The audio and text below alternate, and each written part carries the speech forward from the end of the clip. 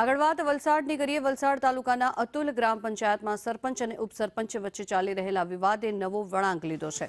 અતુલ ગ્રામ પંચાયતના ઉપસરપંચ દર્શલ દેસાઈ સામે સરપંચ અને અન્ય સભ્યો દ્વારા ભ્રષ્ટાચાર તથા ગેરરીતિના આક્ષેપ કરવામાં આવ્યા। આ મામલે જિલ્લા વિકાસ અધિકારી દ્વારા ઉપસરપંચને કારણદર્શક નોટિસ પાઠવવામાં આવી છે, જેમાં ઉપસરપંચ પાસેથી કુલ 14 મુદ્દાઓ પર વિગતવાર ખુલાસો માંગવામાં આવ્યો। આ નોટિસ જારી થતાં અતુલ ગ્રામ પંચાયત તેમજ વલસાડ તાલુકાના રાજકીય વર્તુળોમાં ચકચાર મચી ગઈ છે। સરપંચ અને ઉપસરપંચ વચ્ચેના આક્ષેપ પ્રત્યાક્ષેપના આ મામલે હવે ન્યાયિક તપાસની પ્રક્રિયા શરૂ થવાની શક્યતાઓ વ્યક્ત કરવામાં આવી રહી છે। વધુ માહિતી મેળવીએ। સંવાદદાતા જાવેદ ખાન આપણી સાથે જોડાયા છે। જાવેદ, આ જે રીતે સામસામે ખુલાસા માંગવામાં આવી રહ્યા છે, શું વિગત?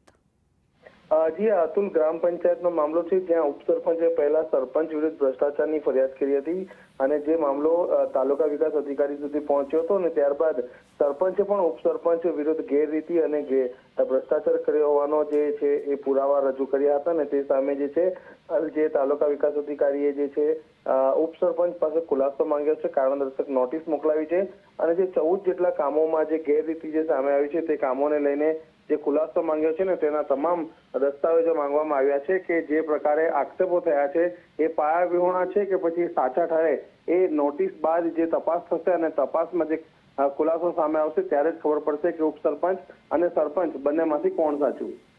જી, આભાર જાવેદ સમગ્ર માહિતી બદલ।